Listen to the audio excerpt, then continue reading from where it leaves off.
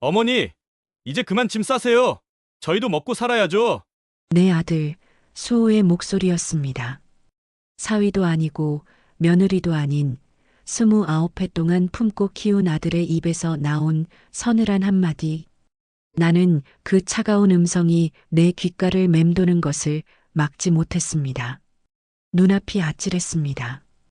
이 평생을 바친 집에서 이제와 나를 내치겠다는 아들의 얼굴을 보니 내 평생의 세월이 송두리째 무시당하는 기분이었습니다.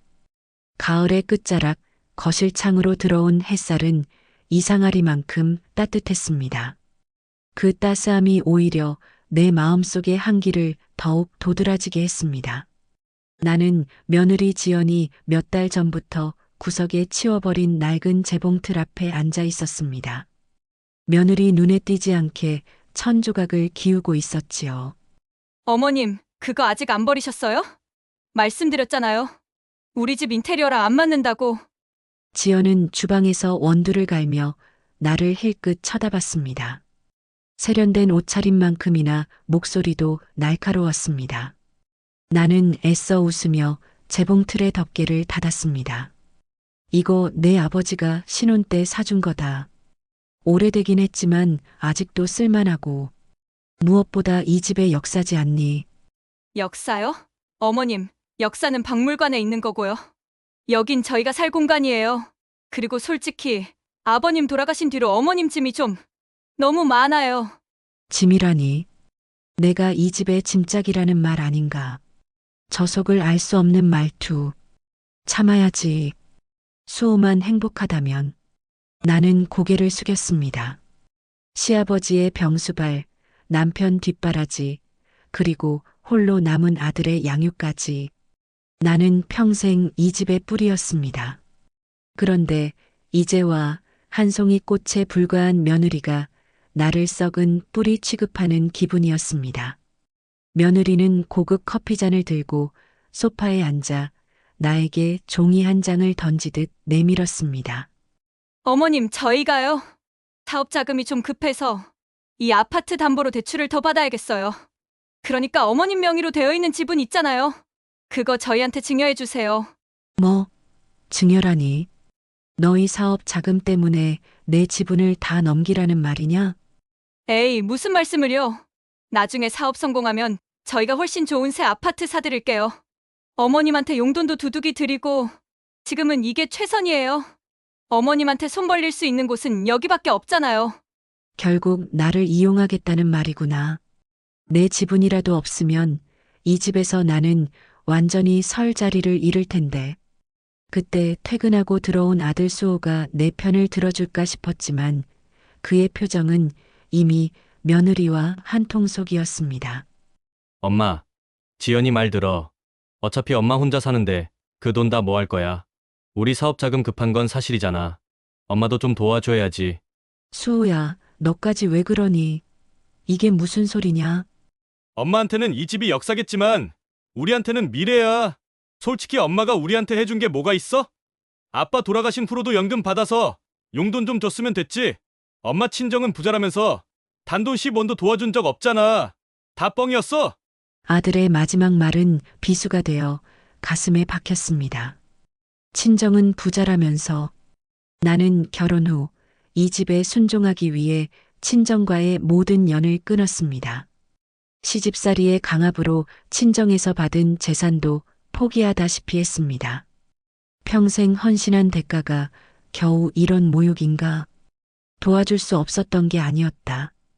도와주지 않았던 것이었지. 그때였습니다.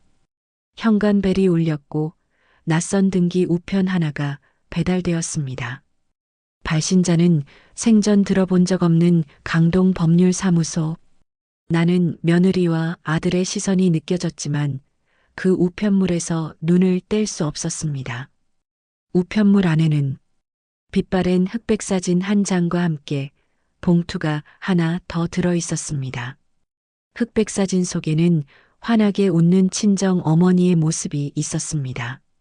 사진 뒷면에는 어머니의 필체로 명화야, 보고 싶다. 내 이름으로 된 그것은 내가 가장 힘들 때 써야 한다. 라고 적혀 있었습니다. 어머님, 그거 뭐예요? 혹시 친정 쪽이에요? 유산이라도 받으셨어요? 지연의 눈빛이 순식간에 탐욕으로 번쩍이는 것을 나는 똑똑히 봤습니다. 아들 수호도 나를 이상한 눈으로 쳐다보며 다가왔습니다. 이제 알겠다. 평생을 참아왔는데 이제 더 이상 참을 이유가 없다. 나는 짐이 아니야. 나는 이 집안을 일으킨 뿌리였다. 나는 떨리는 손으로 마지막 봉투를 뜯었습니다. 그 안에서 차가운 감촉의 물건 하나가 굴러나왔습니다. 빛바랜 옥반지였습니다. 그리고 그 옆에는 친정 어머니의 부고장과 함께 단 한 문장의 편지가 있었습니다. 강명아님, 귀하의 친정 모친께서 남기신 마지막 유산에 관한 자세한 내용은 조속히 연락 주시기 바랍니다. 이는 곧 귀하의 존엄과 직결된 사안입니다. 내 가슴 속에서는 수십 년간 잊고 살았던 나의 존재가 꿈틀거렸습니다. 며느리와 아들은 내 손에 들린 옥반지를 뚫어지라 쳐다보고 있었습니다. 그들의 탐욕스러운 시선이 내 안에 묻어두었던 분노를 폭발시키는 도화선이 되었습니다. 나는 옥반지를 손에 쥐었습니다. 차가운 옥의 감촉이 내 오랜 회한을 깨웠습니다. 지연이 내 어깨를 툭 치며 다그쳤습니다. 어머님, 대체 뭐가 온 거예요? 돈이에요? 돈보다 더 무서운 거다. 내가 감히 상상도 못할 나의 역사. 이놈 봐라. 이제 내 것을 탐하기 시작했군. 좋다. 너희가 탐욕의 덫을 놓는다면 나는 그 덫을 이용해 너희를 심판하겠다. 며느리 지연과 아들 수호는 내가 받은 우편물과 옥반지에서 눈을 떼지 못했습니다. 그들의 눈빛에는 방금 전 나를 무시하던 차가움 대신 맹목적인 탐욕만이 가득했습니다. 나는 옥반지를 다시 봉투에 넣고 아무 말 없이 내 방으로 들어섰습니다. 내 방은 이 집의 가장 구석진 곳에 있었습니다. 그들이 이사를 오며 가장 먼저 나를 밀어넣은 공간이었습니다. 나는 침대에 걸터 앉아 옥반지를 꺼냈습니다. 차가운 옥의 감촉이 내 손끝에 닿자 잊고 살았던 지난날의 회한이 밀려왔습니다. 평생을 이 집의 며느리, 아내, 그리고 엄마로 살았지. 나 강명아로 살았던 적은 단 한순간도 없었습니다. 어머니, 저 이렇게 살고 있어요. 옥반지, 친정 어머니의 마지막 유품. 내 이름을 건 그것이 대체 무엇일까? 다음 날 아침, 며느리의 태도가 180도 달라져 있었습니다. 평소에는 눈길도 주지 않던 내 방문을 두드리며 어머님이 아닌 엄마라는 호칭까지 사용했습니다. 어머, 아니, 엄마. 간밤에 잘 주무셨어요? 제가 아침으로 엄마 좋아하시는 전복죽 끓였어요. 갑자기 왜 이러니? 에이, 뭘 또 새삼스럽게. 저희가 엄마를 얼마나 사랑하는데요. 그런데 엄마 어제 그 우편물이요. 혹시 친정어머니 유산 정리하는 거예요? 우리 사업도 요즘 좀 힘든데 혹시 그 유산 돈으로 받으면 안 돼요? 지연은 내 손에 들린 친정 변호사의 명함을 교묘하게 훔쳐보려 했습니다. 나는 즉시 명함을 숨겼습니다. 그녀의 갑작스러운 친절이 오직 돈을 향하고 있다는 것을 알았기 때문입니다. 나는 단호하게 말했습니다. 유산은 너희 사업 자금과는 전혀 상관없는 것이다. 그리고 나는 아직 아무것도 결정하지 않았다. 며느리는 당황했지만 이내 다시 환한 미소를 지었습니다. 그 미소가 얼마나 가식적인지 수십 년간 고된 시집살이를 견뎌낸 내 눈에는 너무나도 선명했습니다. 나를 돈줄로 보지 마라. 내 존엄은 너희의 탐욕보다 훨씬 값비싸다. 며칠 후 나는 조용히 친정 변호사와 만났습니다. 변호사는 친정 어머니께서 남기신 유산은 단순한 현금이 아님을 알려주었습니다. 바로 내가 시집 오면서 포기했던 친정 회사의 특허 기술력에 대한 권리였습니다. 사모님, 회장님께서는 사모님께서 가장 힘들 때 쓰라고 이 권리를 수십 년간 잠금 장치해 두셨습니다. 이 특허 기술은 현재 시장 가치로 수천억에 달합니다. 하지만 뭐요? 문제는 며느님 쪽에서 이미 사모님의 친정 유산을 파악하고 접근했다는 겁니다. 심지어 오늘 아침 며느님께서 사모님의 도장을 위조하여 유산 포기 각서를 만들려 시도했습니다. 다행히 저희가 막았지만 사모님에 대한 존중이 전혀 없습니다. 내 머리가 멍해졌습니다. 단순한 무시나 잔소리가 아니었습니다. 며느리는 나를 집에서 내쫓는 것만으로는 모자라 내 존엄과 내 어머니의 마지막 유산마저 송두리째 강탈하려 한 것입니다. 나는 그 자리에서 심장이 차갑게 식는 것을 느꼈습니다. 유산 포기 각서라니. 평생을 헌신했는데 결국은 강탈하려는구나. 내가 아무리 숨쉬는 짐짝이라도 이제는 더 이상 당할 수 없다. 집으로 돌아온 나는 며느리와 아들에게서 받은 배신감과 모욕감에 온몸이 떨렸습니다. 아들 수호는 며느리의 편에 서서 나에게 유산을 포기하고 우리 사업을 도우라고 끊임없이 압박했습니다. 엄마, 솔직히 엄마 친정 유산이 돈이든 뭐든 우린 그게 필요해. 엄마는 어차피 혼자 살잖아. 맞아요, 어머님. 우리한테 지분 넘겨주고 유산도 저희한테 양보하세요. 그래야 어머님이 편안해지세요. 그들의 말투는 나를 위하는 척했지만 그 속에는 나락으로 떨어지라는 잔인한 명령이 담겨 있었습니다. 나는 벽에 걸린 낡은 거울 속 내 모습을 바라보았습니다. 주름진 얼굴, 움츠러든 어깨, 평생을 잃어버린 나의 모습이었습니다. 그때 내 손에 들린 옥반지가 햇빛에 반사되어 빛났습니다. 어머니의 유언, 내 이름으로 된 그것은 내가 가장 힘들 때 써야 한다. 나락? 좋다. 너희가 나를 절망의 나락으로 밀어넣는다면 나는 그 나락 끝에서 올라와 너희의 탐욕을 심판하겠다. 평생 잃었던 나의 존엄을 걸고 너희에게 통쾌한 복수를 하리라. 나는 변호사에게 전화를 걸었습니다. 목소리는 떨렸지만 그 안에는 강철 같은 의지가 담겨 있었습니다. 변호사님, 유산 권리를 제 명의로 돌려주십시오. 그리고 제 친정 회사와 관련된 모든 서류와 인물들을 비밀리에 연결해 주십시오. 저는 이제 계획을 실행할 것입니다. 밤늦게까지 거실에서 기다리던 며느리 지연과 아들 수호가 내 방문이 열리자마자 나를 노려보았습니다. 나는 그들에게 보란 듯이 유산 포기 각서와 비슷한 내용이 담긴 종이를 내밀었습니다. 내가 너희를 도울 것이다. 너희가 원하는 대로 이 집의 지분도 친정의 유산도 일단 포기하마. 대신 내 이름을 걸고 시작하는 이 사업에 너희가 무릎 꿇고 도와야 한다. 며느리의 입가에 회심의 미소가 번지는 것을 봤습니다. 그녀는 내가 완전히 굴복했다고 생각했을 것입니다. 하지만 나는 속으로 움졸였습니다. 너희는 이제 내 손바닥 안에서 놀게 될 것이다. 내가 세운 판 위에서 너희의 탐욕은 스스로를 올가매는 덫이 될 것이니. 나는 그날 밤 며느리 지연과 아들 수호에게 유산 포기 각서를 내밀었지만 그건 그들의 탐욕을 키우기 위한 미끼일 뿐이었습니다. 며느리의 눈빛에는 이미 내가 완전히 굴복했다는 승리감이 서려 있었습니다. 그들의 얄팍한 안도감이 내 복수심에 기름을 부었습니다. 역시 어머님은 저희를 사랑하시죠? 이제 저희 사업이 확 풀릴 거예요. 어머님도 이젠 편안하게 사세요. 너희가 빼앗아간 내 존엄을 다시 세우기 전까지 나에게 편안함은 없다.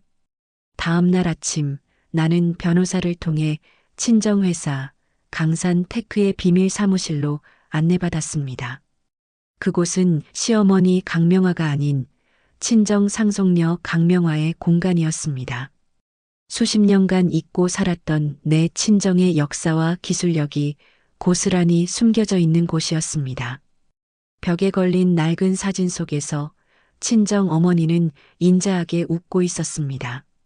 나는 어머니의 사진 앞에서 빛바랜 옥반지를 꺼내 손가락에 끼었습니다. 옥반지의 차가운 감촉이 나에게 용기와 냉철함을 주었습니다. 사모님, 이 특허 기술은 20년 전만 해도 혁신이었고 지금은 미래 산업의 핵심 동력이 될 수 있습니다. 며느님 쪽에서는 이 권리가 단순한 현금이 아닌 회사 경영권과 연결되어 있다는 사실을 아직 모를 겁니다. 회사 경영권. 그래. 너희가 그토록 탐하던 돈으로는 상상도 못할 권력의 무기가 내 손에 들어왔구나. 나는 치밀한 계획을 세우기 시작했습니다. 첫 번째 단계는 접근이었습니다. 며느리가 위조하려 했던 유언장처럼 나는 스스로 바보처럼 물러나는 시어머니를 연기하기로 했습니다. 변호사님, 며느리에게 연락하십시오. 제가 이 집의 지분을 너희에게 넘기는 대신 내 이름으로 시작할 작은 사업을 도와달라고 했다고 말입니다. 사모님, 그게 무슨 말씀이십니까? 며느리는 내 유산을 돈으로만 알고 있습니다. 그들의 눈앞에 사업 기회라는 가짜 먹이를 던져주십시오. 그들은 분명 눈이 멀어 달려들 것입니다. 그리고 이 모든 계획을 김 부장에게 비밀리에 공유해 주십시오. 김 부장은 아들의 회사에서 실세로 일하고 있지만 사실은 내 친정 회사에서 일했던 인물임을 확인한 터였습니다. 나는 김 부장이 며느리에게 접근하여 내부 정보를 흘리도록 지시했습니다. 며느리가 나를 더욱 신뢰하게 만들고 더 큰 탐욕을 품게 하기 위해서였습니다. 집으로 돌아오자 며느리 지연은 나를 대하는 태도뿐만 아니라 나를 바라보는 눈빛 자체가 달라져 있었습니다. 그 눈빛은 이제 봉사하는 시어머니가 아닌 돈줄이 되어줄 친정 상속녀를 향한 것이었습니다. 엄마, 저희가 이번에 야심차게 준비하는 사업이 있는데 엄마 친정 쪽 변호사님께 자문 좀 구하면 안 될까요? 저희 사업에 엄마의 기술이 필요해요. 그래. 내가 나를 도와준다면 나도 너희를 돕겠다. 하지만 내 사업은 내 방식대로 해야 한다.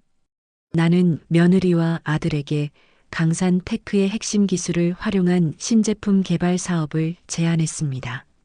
물론 그들이 이해할 수 있는 범위 내에서만 정보를 주었고 기술의 핵심 권한은 여전히 내가 쥐고 있었습니다. 그들은 내 지시에 따라 분주하게 움직이기 시작했습니다. 아들 수호는 엄마의 지시를 따르는 것이 돈이 되는 길이라 생각하며 기꺼이 내 보조자 역할을 자처했습니다. 그들의 탐욕은 그들이 스스로 내 덫 안으로 걸어 들어오게 만드는 원동력이었습니다. 수호야, 내가 진정으로 원했던 것이 돈이었다면 나는 너에게 그 돈의 무서움을 가르쳐 주겠다. 며느리는 시아버지의 유품인 재봉틀까지 버리려던 사람이었습니다. 그런 그녀가 이제는 나의 옥반지를 탐스러운 눈으로 바라보며 나에게 아부를 떨기 시작했습니다. 엄마, 이 옷반지는 정말 귀티가 나네요. 역시 친정 어머님이 물려주신 거라 그런지 엄마한테 딱 맞아요. 그래. 이건 내 존엄이자 뿌리다. 너희가 함부로 건드릴 수 없는 것. 며느리는 그 말의 깊은 뜻을 이해하지 못했습니다. 그저 이 옥반지가 더 큰 재산의 상징이라고 생각할 뿐이었습니다. 며칠 뒤 나는 김 부장에게 은밀한 지시를 내렸습니다. 며느리에게 특허 기술의 일부를 유출하는 척하며 내가 곧 병에 걸려 장기간 요양을 떠날 것처럼 소문을 내라는 것이었습니다. 이제 덫을 쳐야 할 때다. 이들이 내가 사라질 때를 노려 특허권 전체를 탈취하려 들 것이 분명하다. 그때가 바로 너희의 탐욕이 너희를 심판하는 순간이 될 것이다. 늦은 밤 나는 복용하지도 않을 약을 챙겨 넣는 척하며 짐을 꾸렸습니다. 그때 며느리가 문 앞에 서서 나를 지켜보고 있었습니다. 그녀의 눈빛은 내가 완전히 떠나기를 기다리는 하이에나와 같았습니다. 엄마, 혹시 언제쯤 돌아오세요? 사업 관련해서 중요한 계약이 곧. 내가 떠나면 너희가 알아서 잘할 수 있겠지. 나는 너희를 믿는다. 아주 간절히 믿고 있어. 나는 며느리에게 섬뜩할 정도로 환한 미소를 지어 보였습니다. 그 미소는 곧 시작될 폭풍 전의 고요함이었습니다. 며느리는 내가 모든 것을 포기하고 물러나는 바보 시어머니라고 확신하고 있을 것입니다. 하지만 그녀는 몰랐습니다. 내가 이 순간 김 부장과 함께 가장 치명적인 반격을 준비하고 있다는 것을. 나는 아들과 며느리 앞에서 짐 가방을 닫고 집을 나섰습니다. 마치 모든 것을 포기하고 요양을 떠나는 힘없는 시어머니처럼 보이기 위해서였습니다. 하지만 내 손에는 단단히 쥔 옥반지와 머릿속에는 더욱 치밀해진 복수 계획만이 가득했습니다. 엄마, 몸조리 잘하고 오세요. 사업은 저희가 잘 해놓을게요. 너희가 잘해놓을수록 너희는 내 덫에 깊숙이 빠지는 것이다. 내가 집을 나선 지 채 이틀도 되지 않았을 때 며느리 지연은 기다렸다는 듯이 본색을 드러내기 시작했습니다. 김 부장에게서 연락이 왔습니다. 며느리가 강산 테크의 특허 기술에 대한 모든 권리를 자신에게 넘기라는 서류를 준비하고 있다는 것이었습니다. 역시 내가 사라지자마자 내 존엄과 유산을 모두 훔치려 드는구나. 그런데 며느리의 다음 행동은 나의 예상을 훨씬 뛰어넘는 것이었습니다. 그녀는 내가 갑작스러운 치매 초기 증상으로 판단 능력을 상실했다고 주장하며 나를 강제로 정신병원에 입원시키려 했습니다. 오빠, 어머니 저번부터 자꾸 헛소리 하잖아. 우리가 후견인 신청해서 어머니 재산을 우리가 관리해야 해. 안 그러면 그 특허 기술 엉뚱한 대로 새나간다고. 아들 수호는 며느리의 교묘한 말에 또다시 넘어갔습니다. 자신의 탐욕 때문에 어머니의 판단 능력까지 의심하며 며느리의 계획에 동조하고 있었습니다. 아들의 배신감은 나에게 깊은 회한을 안겨주었지만 동시에 복수의 당위성을 더욱 단단하게 만들었습니다. 며느리는 자신의 친정 식구들을 동원하여 내가 머물고 있던 임시 숙소로 찾아왔습니다. 그들은 나를 강제로 차에 태우려 했습니다.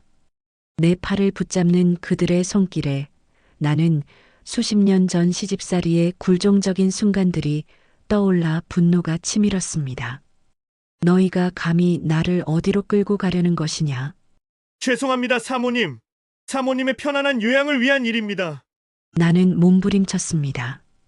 이대로 그들에게 끌려간다면 내 계획은 모두 수포로 돌아가고 나는 세상과 단절된 채 잊힐 것입니다. 나는 마지막 힘을 쥐어짜냈습니다. 내 손에 쥐고 있던 옥반지를 바닥에 떨어뜨렸습니다. 요란한 소리가 울려 퍼졌습니다. 어머니, 도와주세요. 이대로 무너질 수 없습니다. 바로 그때였습니다. 입구에서 단단하고 위험 있는 목소리가 들려왔습니다. 거기 멈추시오. 지금 뭘 하는 겁니까? 아들의 회사에서 실세로 일하며 며느리와 은밀히 정보를 주고받는 것처럼 보였던 김 부장이었습니다. 그는 며느리 측근들을 날카로운 눈빛으로 제지했습니다. 부장님, 여긴 왜 오셨어요? 이건 저희 집안일이에요. 집안일이라니. 사모님께서는 지금 강산테크의 실질적인 회장 대행이십니다. 이 분에게 함부로 손을 댔다가는 며느님 사업뿐만 아니라 강산테크 전체가 흔들릴 수 있습니다. 며느리의 얼굴이 하얗게 질렸습니다. 실질적인 회장 대행이라는 김 부장의 말에 그녀의 눈빛에는 혼란과 공포가 뒤섞였습니다. 김 부장은 나에게 다가와 정중하게 허리 숙여 인사했습니다. 사모님, 이제 모든 것을 저에게 맡기십시오. 20년 전 친정 회장님의 은혜, 이제 갚을 때가 되었습니다. 김 부장의 입에서 나온 20년 전 친정 회장님의 은혜라는 말은 며느리에게는 충격적인 첫 번째 반전이었습니다. 그녀는 김 부장이 자신의 편, 즉 탐욕을 위한 조력자라고 굳게 믿고 있었을 것입니다. 드디어 내 숨겨진 조력자가 모습을 드러냈구나. 김 부장, 고맙다. 너는 나에게 존엄을 되찾을 시간을 벌어주었다. 김 부장은 며느리에게 다가가 속삭였습니다. 며느님, 특허 권리는 강명화 사모님에게서 나온 것이 맞습니다. 사모님께서 당신을 믿고 사업 기회를 주셨는데 이렇게 배신하시면 안 되죠. 하지만 제가 사모님을 설득해서 권리 일부를 며느님 사업에 넘길 수 있도록 도와드리겠습니다. 대신 사모님을 모함한 이 일은 없던 일로 하십시오. 김 부장은 며느리의 탐욕을 다시 자극했습니다. 며느리는 자신이 가진 것을 잃을까 두려워 김 부장의 제안을 받아들이는 수밖에 없었습니다. 그녀는 서둘러 측근들을 데리고 퇴장했습니다. 공포와 분노가 뒤섞인 표정이었습니다. 며느리가 떠난 뒤 김 부장은 나에게 고개를 숙였습니다. 사모님, 이제 몸은 괜찮으십니까?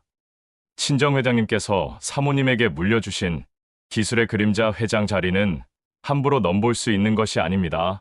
저희가 준비한 대로 며느리에게 특허 기술의 진짜 가치를 깨닫게 해줘 스스로 더 깊은 함정에 빠지게 만들어야 합니다. 김 부장은 나의 가장 강력하고 가장 은밀한 조력자였습니다. 그는 겉으로는 며느리의 편을 드는 척했지만 실은 며느리의 모든 움직임을 나에게 보고하고 나의 복수 계획을 완성하는데 결정적인 역할을 하고 있었습니다. 이로써 나는 숨겨진 영웅으로서의 정체성을 강화하게 되었습니다. 이제부터다. 너희가 내 능력을 완전히 믿게 하고 가장 높은 곳까지 올라오게 만들어야 한다. 그래야 그곳에서 추락할 때의 고통이 가장 클 테니. 나는 김 부장에게 내 계획의 다음 단계를 지시했습니다. 며느리와 아들이 곧 다가올 특허권 발표회에 모든 것을 걸도록 만들라는 것이었습니다. 김 부장, 며느리에게 전하게. 내가 건강 문제로 특허 발표회에는 참석할 수 없다고. 대신 특허 기술의 최종 양도 서류를 발표회장에서 공개하겠다고 말이다. 내가 특허권 발표회에 불참한다는 소식은 며느리에게 최종 탈취 기회라는 달콤한 유혹이 될 것입니다. 그녀는 의심 없이 그 기회를 잡으려 할 것이고 그때 바로 모든 것을 뒤흔드는 큰 전환점이 발생할 것입니다. 김 부장의 극적인 등장 덕분에 나는 정신병원에 끌려갈 위기에서 벗어났습니다. 하지만 며느리 지연은 쉽게 물러서지 않았습니다. 그녀는 내가 강산 테크의 실질적인 회장이라는 사실에 경악했지만 이내 그 정보를 자신의 탐욕을 채우는 새로운 기회로 삼았습니다. 며느리는 자신의 경솔함을 사과하며 완전히 태도를 바꿔 나에게 접근했습니다. 그 눈빛은 이제 노골적인 적의 대신 가면을 쓴 비즈니스 파트너의 그것이었습니다. 어머니, 제가 경솔했습니다. 하지만 저는 어머니의 능력을 진작부터 알고 있었습니다. 저에게 기회를 주십시오. 저희 사업과 강산테크의 기술을 합치면 저희는 모두 상상 이상의 부를 얻을 수 있습니다. 그녀의 말은 달콤했지만 나는 그 속의 독을 알고 있었습니다. 나는 눈을 감고 빛바랜 옥반지를 만졌습니다. 어머니가 이 유산을 남기신 이유는 단순히 돈을 벌라는 것이 아니라 내 존엄을 지키라는 뜻이었습니다. 지연아, 내가 너에게 준 것은 사업을 시작할 기회이지 내 기술을 팔 기회가 아니다. 내가 너희에게 원하는 것은 돈이 아니라 너희의 진심이다. 하지만 너희에게는 그것이 없더구나. 가짜 평화. 이 달콤한 유혹을 거절해야만 진정한 심판을 내릴 수 있다. 나는 며느리의 사업 제휴 제안을 단호하게 거절했습니다. 나의 거절은 며느리의 가면을 다시 벗겨냈고 그녀의 눈빛은 곧바로 냉혹한 분노로 바뀌었습니다. 거절 직후 상황은 예상치 못한 방향으로 흘러갔습니다. 내 편이라고 굳게 믿었던 아들 수호가 나를 찾아왔습니다. 그는 며느리의 회유에 완전히 넘어간 상태였습니다. 엄마, 대체 왜 그래? 왜 지연이 말을 안 들어? 이젠 엄마가 회장이라면서 엄마 마음대로 할 수 있잖아. 지연이 회사랑 합치면 우리도 대기업 회장님 부부가 되는 거라고. 수호야, 너는 아직도 돈과 권력이 전부라고 생각하느냐? 너희가 지금 원하는 것은 정당한 사업이 아니라 내 유산을 강탈하려는 것이다. 나는 아들에게 며느리가 나를 정신병원에 보내려 했다는 사실, 유산 포기각서를 위조하려 했다는 사실을 모두 털어놓았습니다. 나는 아들이 이제라도 진실을 깨닫고 내 편이 되어주기를 간절히 바랐습니다. 하지만 아들 수호는 나를 냉정하게 외면했습니다. 엄마, 그건 다 엄마를 위한 거래라고. 지연이가 얼마나 똑똑한데 왜 자꾸 과거에 얽매여서 일을 망치려고 해? 난 엄마가 싫어. 엄마는 평생 이 집에서 시집살이만 했잖아. 그런데 갑자기 회장이라니? 난 못 믿겠어. 이 특허 기술 지연이한테 넘기는 게 맞아. 아들의 말은 비수가 되어 내 심장을 찔렀습니다. 며느리의 배신보다 내 피를 나눈 아들의 배신이 나에게는 수십 배 더 큰 회한을 안겨주었습니다. 평생을 아들을 위해 헌신했는데 그 헌신이 결국 아들에게서 못 믿겠다는 말을 듣게 만든 것입니다. 그래, 너는 나를 시집살이만 한 무능한 엄마로 기억하는구나. 나의 존엄은 내 눈에는 영원히 보이지 않겠지. 아들 수호는 그날 이후 며느리와 완전히 한편이 되어 나에게 등을 돌렸습니다. 그들은 김 부장이 흘린 정보를 바탕으로 강산 테크 특허 기술 탈취 계획을 구체화했습니다. 그들의 목표는 단순한 사업 제휴가 아닌 내가 곧 있을 특허권 발표회에 불참하는 틈을 타 특허권 자체를 강제로 양도받는 것이었습니다. 김 부장에게서 며느리와 아들의 최종 계획이 담긴 보고를 들었을 때 나는 깊은 슬픔에 잠겼습니다. 나의 복수 계획은 순조롭게 진행되고 있었지만 그 과정에서 가장 사랑했던 아들을 잃는 내면의 위기를 맞은 것입니다. 김 부장, 너는 나를 돕는 것이니 이 계획대로 진행해라. 하지만 내 아들 수호만은 절대 다치게 해서는 안 된다. 그 아이는 지연이에게 이용당하고 있을 뿐이다. 나는 복수를 성공시켜 존엄을 되찾아야 하지만 동시에 아들에 대한 모성애 때문에 복수 계획 전체가 흔들릴 수도 있는 가장 큰 전환점에 서게 되었습니다. 나는 아들을 심판해야 할 재판관의 위치와 아들을 용서해야 할 어머니의 위치 사이에서 고뇌했습니다. 아들과 며느리는 특허권 발표의 날짜를 일주일 앞으로 정했습니다. 그들은 내가 불참한다는 김 부장의 정보를 철석같이 믿고 최종 탈취 서류에 서명할 대리인을 준비하고 있었습니다. 나는 내 방의 거울 앞에서 옥반지를 바라보았습니다. 이제 곧 내 존엄을 되찾는 절정의 순간이 오겠지만 그 대가로 가장 어두운 순간을 맞이해야 할 것입니다. 수호야, 너는 내 엄마를 무능한 어머니로 봤지. 하지만 내 엄마는 숨겨진 영웅이었다. 이젠 너에게 진짜 엄마의 모습을 보여줄 때다. 나는 김 부장에게 마지막 지시를 내렸습니다.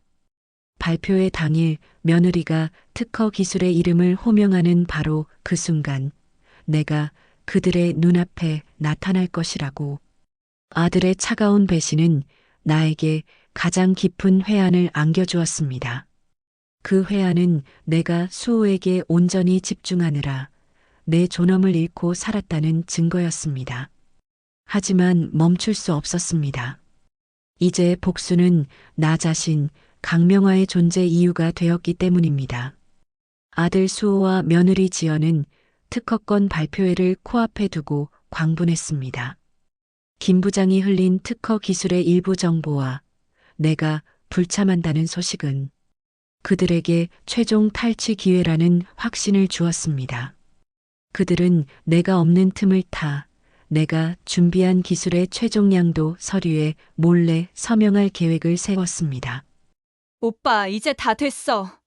어머니가 회장이든 뭐든 결국 우리한테 넘어오게 되어 있어. 발표회에서 이 서류의 사인만 받으면 강산 테크 기술은 우리 손에 들어오는 거야. 김 부장의 보고를 통해 이들의 계획을 들은 나는 잠시 모든 것을 포기하고 싶은 절망감에 휩싸였습니다. 아들 수호의 얼굴이 계속해서 눈앞에 아른거렸습니다. 내가 이렇게까지 해야 하나 하는 의문이 나를 괴롭혔습니다. 이 복수가 끝나도 나는 아들을 잃게 될 텐데 내가 진정으로 원하는 것이 무엇이었을까? 며느리는 발표회를 앞두고 한술 더 떴습니다.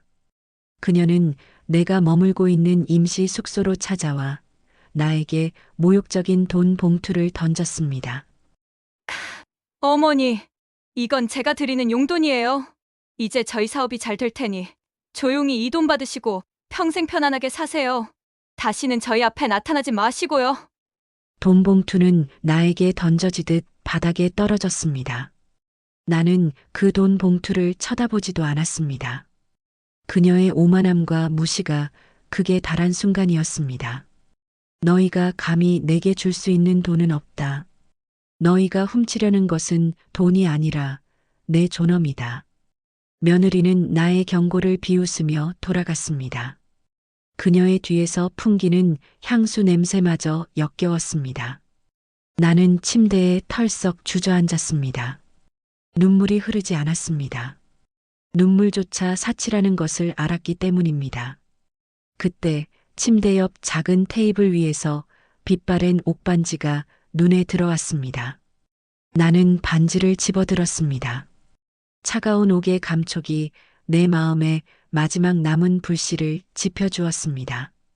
반지에 새겨진 희미한 문양을 따라 손가락을 움직이자 수십 년 전 친정 어머니의 마지막 유언이 내 귓가에 다시 들려오는 듯 했습니다. 명화야, 내 이름으로 된 그것은 내가 가장 힘들 때 써야 한다. 돈은 사라지지만 뿌리는 절대 흔들리지 않는단다. 뿌리. 그래, 나는 이 집의 짐짝이 아니었다. 나는 이 집안을 일으킨 뿌리였다. 너희가 훔치려는 것은 그저 돈이 아니라 내가 평생 지켜온 내 뿌리이자 내 역사다. 나는 정신을 차렸습니다. 김 부장에게 연락을 했습니다. 발표회 당일 며느리가 특허 기술 탈취를 위한 서류에 서명할 수 있도록 모든 상황을 완벽하게 준비하라고 지시했습니다. 김 부장, 며느리가 기술양도 서류에 최종 서명하도록 만드십시오. 그리고 아들 수호에게도 그 서류에 증인으로 서명하도록 압박하십시오. 그들이 돌아올 수 없는 강을 건너게 하십시오. 아들이 돌아올 수 없는 강을 건너게 만드는 것은 어머니로서의 나에게는 가장 잔인한 명령이었습니다. 하지만 이 극단적인 상황만이 아들 수호의 눈을 뜨게 할 유일한 방법임을 나는 알고 있었습니다. 수호야, 너는 이 일을 통해 탐욕의 끝이 무엇인지 처절하게 깨닫게 될 것이다. 그때까지는 내 엄마를 미워해도 좋다. 발표의 날이 다가왔습니다. 며느리와 아들은 성공을 확신하며 들떠 있었습니다. 나는 김 부장이 비밀리에 마련해준 발표회장 근처의 대기실에서 마지막 준비를 했습니다. 나는 평생 시집살이에 달아버린 낡은 한복 대신 친정 어머니가 남기신 단정한 정장으로 갈아입었습니다. 수십 년 만에 처음으로 나 강명아로서 세상 앞에 설 준비를 마친 것입니다. 김 부장에게서 마지막 연락이 왔습니다. 며느리가 내가 불참한다는 것을 확인하고 가짜 대리인을 통해 특허 양도 서류를 테이블 위에 올려두었다는 내용이었습니다. 사모님, 이제 모든 것이 준비되었습니다. 며느리가 특허권을 발표하고 서류에 최종 서명할 시간입니다. 사모님께서 움직이셔야 할 때입니다. 나는 자리에서 일어섰습니다. 내 발걸음은 더 이상 망설임이 없었습니다. 나는 나의 존엄을 걸고 마지막 승부를 걸었습니다. 나는 발표회장 문 앞에 섰습니다. 문 밖에서는 며느리 지연의 흥분된 목소리가 들려왔습니다. 곧이어 며느리가 강산 테크의 특허 기술 이름을 호명하는 소리가 들렸습니다. 자, 이제 저희가 대한민국 미래 산업을 바꿀 강산X 나노 필터 특허 기술을 공개하겠습니다. 그리고 이 특허의 최종 권리 양도를 확인하는 서명식이 있겠습니다. 그 순간 나는 천천히 문을 열고 안으로 들어섰습니다. 모든 사람들의 시선이 나에게 집중되었습니다. 나는 그들의 놀란 시선 속에서 당당하게 정면을 응시했습니다. 내 손가락에는 빛바랜 옥반지가 빛나고 있었습니다. 이 모든 사건의 절정, 두 번째 반전이 시작되는 순간이었습니다. 나는 발표회장 문을 열고 들어섰습니다. 모든 사람들의 시선이 요양을 떠났다던 시어머니인 나, 강명화에게 꽂혔습니다. 며느리 지연과 아들 수호는 경악과 공포가 뒤섞인 표정으로 얼어붙었습니다. 어머니? 여긴. 어떻게? 엄마, 왜? 여기에! 나는 단 한마디도 하지 않았습니다. 그들의 눈빛을 피하지 않고 단상의 가장 중앙에 선 채 나를 노려보는 며느리를 향해 천천히 걸어갔습니다. 내 손가락에 끼워진 빛바랜 옥반지가 조명 아래서 섬뜩하게 빛났습니다. 며느리는 당황했지만 이내 냉정을 되찾으려 했습니다. 그녀는 이미 특허 양도 서류를 테이블 위에 올려두었고 내가 이 자리에 왔다고 해서 돌이킬 수 있는 상황이 아니라고 판단했을 것입니다. 어머님, 오실 수 있으셨군요. 잘 오셨어요. 지금 바로 강산X 나노 필터 특허 기술의 최종 양도 서명식 직전이었어요. 어서 오셔서 대리인 옆에 앉으세요. 대리인, 내가 아파서 불참할 것이라 믿고 며느리가 미리 준비해둔 가짜 대리인이었습니다. 나는 며느리의 말을 끊었습니다.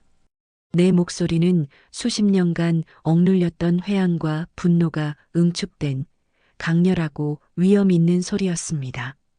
대리인? 내가 왜 대리인 옆에 앉아야 하는가? 나는 단상 위로 올라가 며느리 바로 옆에 섰습니다. 그리고 마이크를 잡았습니다. 나는 오늘 내가 평생을 걸고 지켜온 내 기술의 최종 양도 서명식을 막기 위해 이 자리에 왔다. 회의장이 술렁이기 시작했습니다. 며느리는 당황하며 나에게 속삭였습니다. 어머니, 왜 이러세요? 김 부장님하고 다 이야기된 거 아니에요. 나는 며느리의 귓속말을 무시하고 정면을 응시했습니다. 그때 관중석에서 김 부장이 일어나 나에게 정중하게 고개를 숙였습니다. 사모님, 지금 바로 사모님의 존엄을 보여주십시오. 며느리는 김 부장의 배신에 얼굴이 하얗게 질렸습니다. 그녀는 그때서야 모든 것이 나의 치밀한 복수 계획이었음을 깨달았을 것입니다. 나는 마이크를 통해 김 부장의 정체를 공개했습니다. 이분은 내 아들의 회사에서 일하는 부장이 아니다. 이분은 20년 전 내가 시집 오면서 포기했던 친정회사 강산테크에서 나와 함께 일했던 나의 가장 믿음직한 기술 고문이다. 그는 며느리 서지연이 내 유산을 강탈하려 한다는 사실을 알고 나를 돕기 위해 며느리에게 의도적으로 접근했던 것이다. 며느리는 충격에 휘청거렸습니다. 그녀가 나에게 유리한 정보를 얻었다고 생각했던 모든 순간이 사실은 내가 심어놓은 덫이었다는 것을 깨달은 것입니다. 아들 수호는 단상 아래에서 사색이 되어 나를 바라보고 있었습니다. 나는 테이블 위에 놓인 강산 -X 나노 필터 특허 양도 서류를 집어들었습니다. 며느리가 위조하려 했던 그 서류를 나는 차분하게 펼쳤습니다. 자, 이 서류를 보십시오. 여기에 최종 양도자가 서명하면 이 특허의 모든 권리는 며느리 서지연에게 넘어갑니다. 하지만 이 서류는 원본이 아닙니다. 이 서류의 상단에 기록된 최종 기술 발명자의 이름을 보십시오. 나는 스크린을 켰습니다. 스크린에는 수십 년 전 친정 어머니와 내가 함께 찍은 낡은 연구실 사진이 나타났습니다. 그리고 그 아래에는 명확하게 박혀 있는 특허 발명자의 이름이 있었습니다. 이 특허는 내 친정 어머니가 돌아가시기 전 나에게 물려주신 것입니다. 그리고 이 특허를 20년 전부터 기획하고 개발에 참여한 그림자 연구자의 이름은 바로 나 강명하다. 회의장은 폭발적인 충격에 휩싸였습니다. 평생 시집살이만 해온 무능한 시어머니가 사실은 수천억대 가치를 지닌 기술을 개발한 천재 발명가이자 친정회사에 숨겨진 실세였다는 두 번째 반전이 공개된 것입니다. 며느리 서지연, 너는 내가 아파서 요양 중일 때 내 이름으로 된 특허 권리를 강제로 탈취하려 했다. 너는 내가 정신적으로 무능하다며 나를 정신병원에 감금하려 했고 내 어머니의 유산을 위조하려 했다. 나는 손에 쥔 옥반지를 높이 들어 올렸습니다. 이 옥반지는 단순히 유품이 아니다. 이것은 내가 강산 테크의 최종 의사 결정권자임을 증명하는 상징이자 내 존엄의 표식이다. 너희는 내 존엄을 무시한 죄, 내 재산을 강탈하려 한 죄, 그리고 나를 감금하려 한 모든 범죄 행위에 대해 법의 심판을 받아야 할 것이다. 며느리 지연은 무너져 내렸습니다. 그녀의 탐욕이 불러온 파국이었습니다. 나는 아들 수호를 바라보았습니다. 아들의 얼굴에는 절망과 함께 어머니를 향한 두려움과 회한이 뒤섞여 있었습니다. 수호야, 너는 가장 사랑하는 어머니의 등에 칼을 꽂았다. 내가 원하는 대로 돈의 힘을 보여주었으니 이제 너는 그 돈이 얼마나 무서운 것인지 깨달아야 한다. 경찰이 발표회장으로 들이닥쳤습니다. 며느리 지연은 저항하지 못하고 체포되었습니다. 나는 그 모습을 차가운 눈으로 지켜보았습니다. 나는 체포되어 끌려나가는 며느리의 뒤를 돌아 아직 단상 아래에 멍하니 서 있는 아들 수호에게 다가갔습니다. 아들은 어머니의 손에 의해 모든 것을 잃은 것입니다. 아들에게 수호야, 너는 이제 내가 진정으로 잃은 것이 무엇인지 알게 될 것이다. 그때까지는 내 어미를 용서하지 않아도 좋다. 하지만 이 옥반지를 기억하거라. 이것은 내 어머니의 뿌리였음을. 나는 아들의 손에 억지로 옥반지를 쥐어주고 그 자리를 떠났습니다. 나는 통쾌하게 복수에 성공했지만 내 가슴에는 아들을 잃은 깊은 공허함이 밀려왔습니다.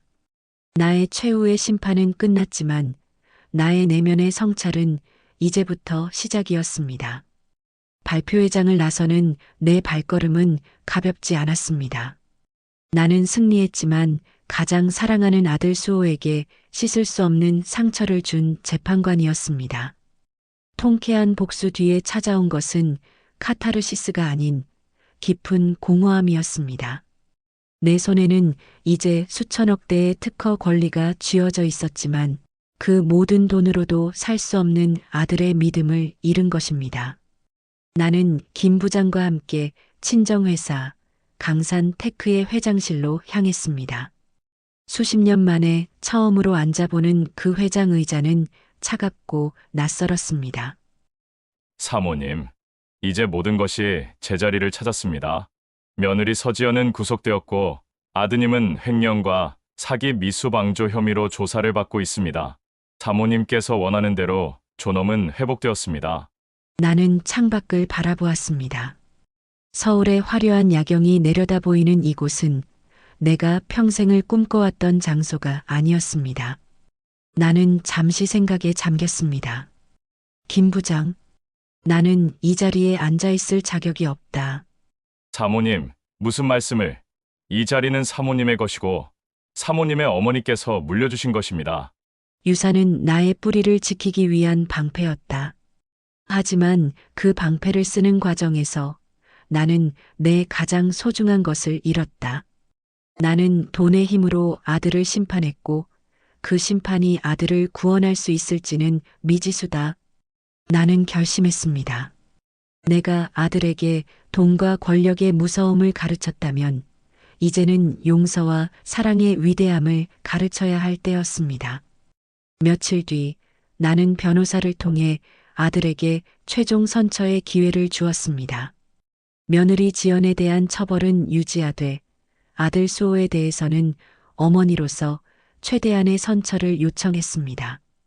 아들은 기소 유예 처분을 받고 가까스로 위기에서 벗어날 수 있었습니다. 아들이 풀려난 날 나는 그를 찾아가지 않았습니다. 대신 친정 변호사를 통해 강산 테크 회장직 사퇴서와 함께 편지 한 통을 전달했습니다.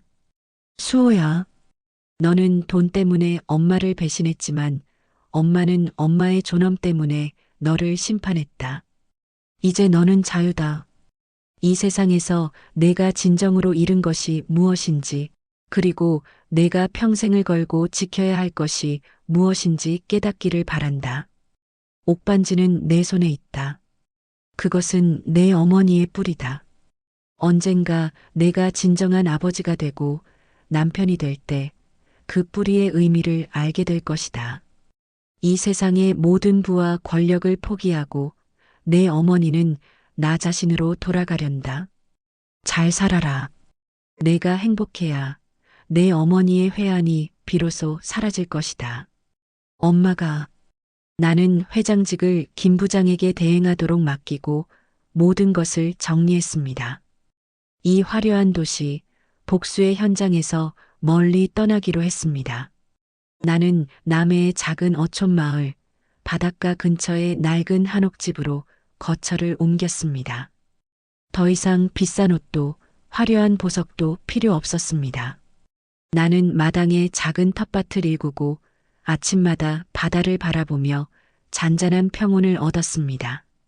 복수의 잔혹한 기억들은 시간이 흐르며 차츰 잊혀갔습니다. 남은 것은 성찰이었습니다. 내가 왜 그토록 아들의 시선에 갇혀 살았을까? 왜 나 자신 강명화의 존엄을 잃고 살았을까? 그리고 수개월이 흘렀습니다. 조용하고 평온했던 어느 날 아침, 낡은 사찰 근처에서 나는 예상치 못한 인물을 마주쳤습니다. 그는 다름 아닌 머리를 짧게 깎고 허름한 작업복을 입은 아들 수호였습니다. 그의 얼굴에는 이전의 허영심이나 불안함 대신 낯선 겸손함과 고통의 흔적이 서려 있었습니다. 엄마, 죄송해요. 제가 얼마나 잘못했는지. 아들은 나에게 달려와 무릎 꿇고 울었습니다. 나는 조용히 그를 바라보았습니다. 그의 손에는 내가 마지막에 쥐어주었던 빛바랜 옥반지가 들려 있었습니다. 엄마, 제가 이 옥반지를 평생 간직할게요. 이건 제 존엄이에요. 엄마가 얼마나 소중한 것을 저에게 가르쳐 주셨는지 이제야 알았습니다. 돈이 아니라 엄마의 존엄이요. 나는 아들을 일으켜 세웠습니다. 수많은 말들이 목까지 차올랐지만 나는 그저 조용히 아들의 등을 두드려 주었습니다. 용서는 말이 필요 없는 것이었습니다. 아들은 며느리와 이혼하고 작은 시골 마을에서 자신의 힘으로 새로운 삶을 시작하고 있다고 했습니다. 그는 더 이상 돈과 권력을 쫓지 않았습니다. 그는 진정한 삶의 뿌리를 찾고 있었습니다. 아들과의 재회 후 나는 다시 홀로 남았습니다. 하지만 이제 더 이상 공허하지 않았습니다. 나는 내 손에 쥐고 있던 평온을 아들에게도 나누어 준 것입니다. 해질녘 나는 바닷가 절벽에 앉아 홀로 차를 마셨습니다. 내 손가락에는 아들에게 준 옥반지 대신 친정 어머니가 생전에 즐겨 끼시던 소박한 금반지가 끼워져 있었습니다. 나는 파도 소리를 들으며 혼잣말처럼 중얼거렸습니다. 어머니, 저 이제 강명화로 살 수 있을 것 같아요. 제 존엄을 지키는 삶이요. 복수는 끝났습니다. 나는 모든 것을 되찾았고 가장 소중한 아들을 다시 얻었습니다. 시어머니로서의 삶은 끝났지만 강명화로서의 새로운 삶은 지금 이 평온한 바닷가에서 비로소 시작된 것입니다. 긴 이야기 청취해 주셔서 감사드립니다. 감상하신 내용 댓글로 주시면 더 좋은 이야기에 도움되도록 노력하겠습니다.